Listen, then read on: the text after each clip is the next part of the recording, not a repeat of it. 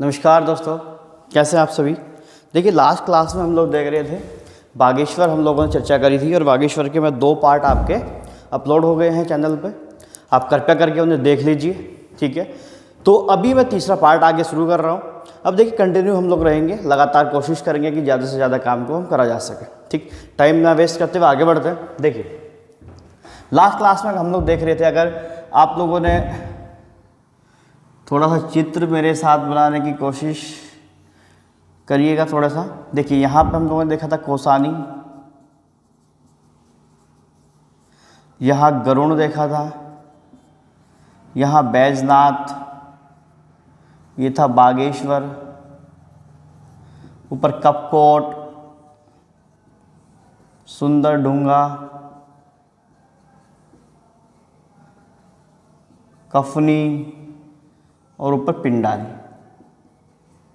ये आपने देखा था सुंदरढूंगा में मैकतोली और सुखराम भी देखा था आपने, मैकतोली और सुखराम। ये बातें लास्ट क्लास में आपसे हुई थी। ये किस किस जिलों से गिरा हुआ ये भी आपने देखा था। ये आपका इधर चमोली है, ठीक है, ये अल्मोड़ा और ये पिथौरागढ़। ये देखा था आपने, इन जिलों से गिरा हुआ। ऊपर आपने नंदा देवी, नंदा गौड़, नंदा खाट वगैरह चीज़ें देखी थी, ठीक है। तो ये सब बातें मैं लास्ट क्लास में कर सका हूँ। मैंने कौसानी के विषय में आप लोगों को बताया था कि कौसानी में गांधी जी आए थे 1929 में। यहाँ अनासक्ति आश्रम के विषय में बताया कि कौसानी को भारत का स्विट्जरलैंड कहा। ये सब बातें मैंने आप लोगों को बताई। साथ ही हमने देखा था कि ये बैजनाथ मंदिर समूहों के बारे में जाना। यहाँ कत्तूरी शासकों और चंद शासकों ने मिलकर बनवाया। नागर शैली में बैजनाथ है, मंदिर समूह है। ये देखा आपने कि गोमती और आपका गरुड़ गंगा के संगम पे, बागेश्वर आपका गोमती और सरयू के संगम पे। ये सब बातें आपने देखी। सुंदरढूंगा के बारे में हमने जाना। कफनी को हमने देखा कि यहाँ बुरांश की प्रचुर मात्रा देखने मिलते हैं। पिंडारी उत्तराखंड का दूसरा सबसे बड़ा ग्लेशियर है, ठीक है। पिंडारी से पिंडर नदी निकलती है जो जाके चमोली में अलकनंदा से मिल जाती है, कर्णप्रयाग में मिलती है। ये सब बातें हम लोगों ने करी। देखिए, यहाँ पे कुछ ज़्यादा बचा नहीं है, थोड़ा सा हम लोगों को देखना है। मंदिर आप इसमें लगा लीजिए कि प्रमुख मंदिर यहाँ के कौन कौन से हैं। बागेश्वर में आप देखेंगे प्रमुख मंदिर। प्रमुख मंदिर में पहला आप लोग बताएंगे, आप यहीं बागेश्वर में बागनाथ का मंदिर है। बागनाथ का मंदिर में सारी बातें बता चुका हूँ बागनाथ मंदिर के विषय में, लेकिन आप लोग दिखा सकते हैं कि बागनाथ किसके कोने पे है। आपका गोमती और सरयू के संगम पे आपको देखने को मिलेगा। गोमती सरयू के संगम पे। कत्यूरी और चंद वंश ने मिलकर इस पर यहाँ काम किया है। दोनों निर्माण में कत्यूरी वंश और चंद वंश आपने देखा था, भूदेव और आपका लक्ष्मी चंद करके आपने देखा था। ये नागर शैली में बना हुआ है, ठीक, नागर शैली में बना हुआ। तो ये सब बातें हम सारी बातें बागनाथ में जान चुके हैं, ठीक है। दूसरा आप लोग यहाँ बताएंगे बैजनाथ।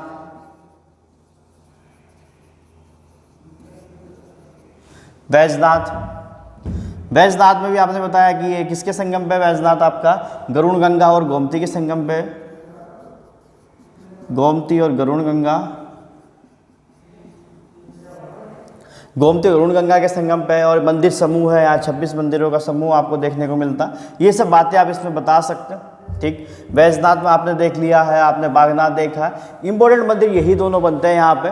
देखिए, बागनाथ में आप एक बार बता सकते हैं कि ये भगवान शिव से रिलेटेड मंदिर है, भगवान शिव का है। और देखिए, यहाँ इंपॉर्टेंट बात जो आप बताना चाहते हैं तो ये बता सकते हैं एग्जाम में कि होता क्या है कि यहाँ ये शिव का मंदिर है। प्राचीन शिव मंदिरों में से एक ऐसा मंदिर है जो दक्षिणमुखी है। कैसा है? आपका दक्षिणमुखी मंदिर है, ठीक। दक्षिणमुखी मंदिर ये आपका है, ऐसा आपको देखने मिलता है। दक्षिणमुखी मंदिर है यहाँ पे, ठीक। यहाँ पे एक मंदिर आप बताएंगे कोट भ्रामरी मंदिर या कोट भ्रामरी माता का मंदिर। कोट भ्रामरी माता, ये क्या है? आप तीसरा मंदिर इसमें यह दिखाइएगा। चौथा मंदिर अगर आपने दिखाना है तो आप नौलिंग मंदिर दिखाइएगा। नौलिंग मंदिर। 4 मंदिर के अलावा नहीं दिखाने में तो ये भी एक्स्ट्रा है, ये भी पूछता नहीं है। केवल आपसे बागनाथ, बैजनाथ और कोट भ्रामरी मंदिर कभी कभी पूछा जाता।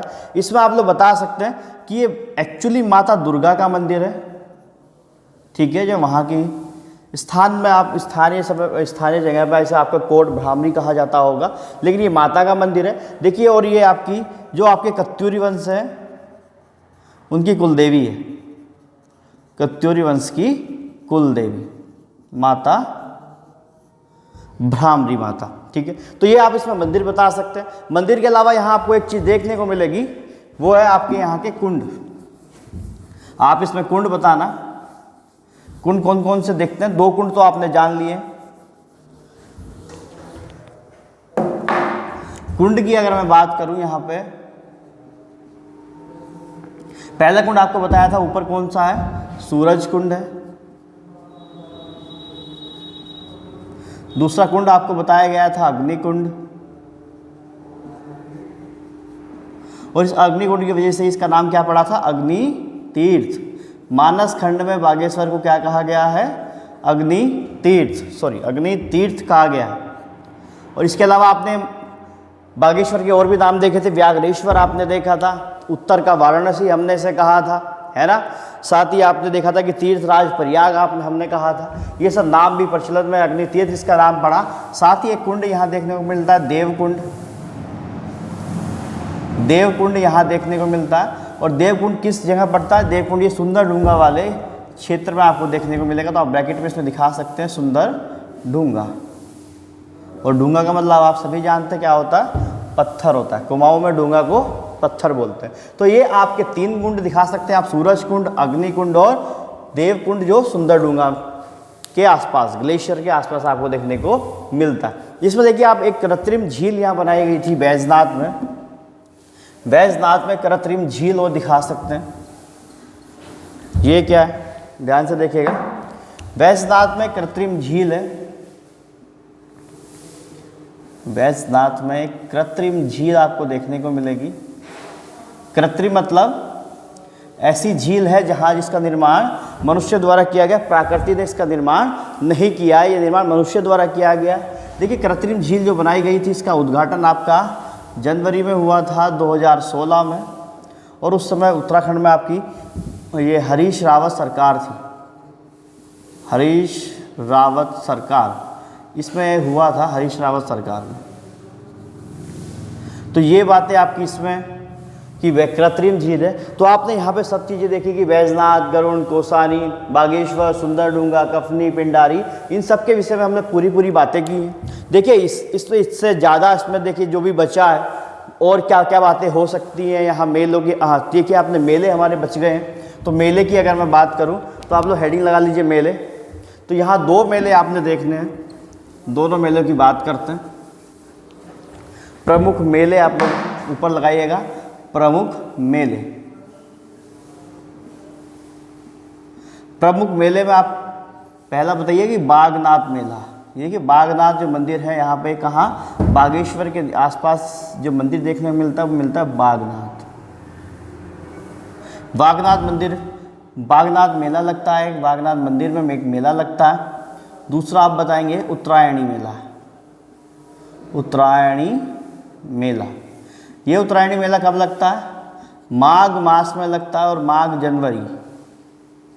जनवरी के महीने में आपको देखने को मिलता है उत्तरायणी मेला। बस 2 मेले आपने बताने, पहला आपका बागनाथ मेला और दूसरा आपका उत्तरायणी मेला। इसके अलावा यहाँ मेले नहीं बताने आप लोगों ने, पेपर में आपसे 2 मेले बार बार पूछे जाते हैं। ये उत्तरायणी मेला बहुत ज़्यादा इम्पोर्टेंट है, कई जगह लगता है उत्तराखंड में, लेकिन यहाँ उत्तरायणी मेले का बहुत ज़्यादा महत्व है और ये काफ़ी लंबे समय तक यहाँ चलता, तो इसलिए आप लोग ये बात भी ध्यान रखेंगे। देखिए इसमें जो भी बचता है, एक जिला सीरीज का बेसिक मोटो मेरा ये है कि आपको एक बेसिक नॉलेज आपको दे दी जाए। कम से कम आप इतनी बातें इसके समझ जाएं कि एग्ज़ाम में जब आपके सामने पेपर आए तो आप बिल्कुल भी घबराएं नहीं। ठीक है, तो चीज़ें यहाँ और अच्छी हम लोग करने में लगे हुए हैं, जुटे हुए हैं।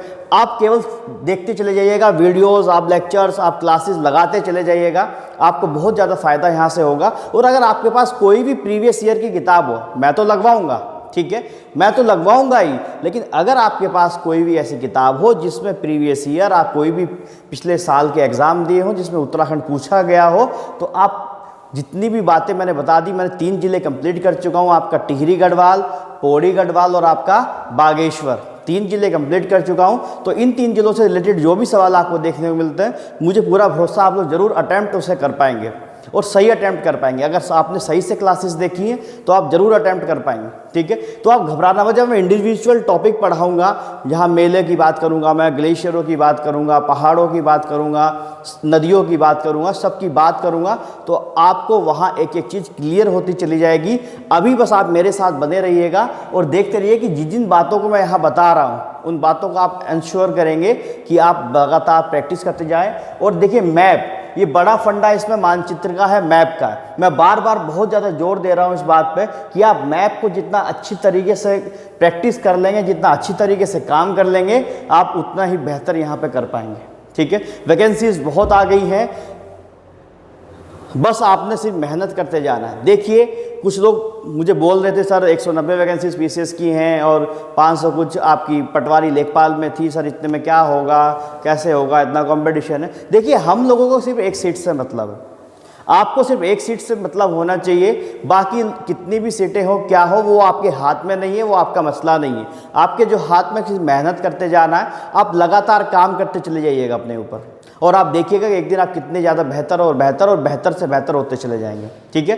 बस लगातार बने रहिए, चीज़ों को पढ़ते रहिए, सुंदर सुंदर नोट्स बनाइए और रिवीजन पे रिवीजन रिवीजन रिवीजन जितना ज़्यादा हो सके उसे करते रहिए। बाकी हमारी और आपकी मेहनत है, देखते हैं कहाँ तक ये सफल होती है, ठीक है। धन्यवाद।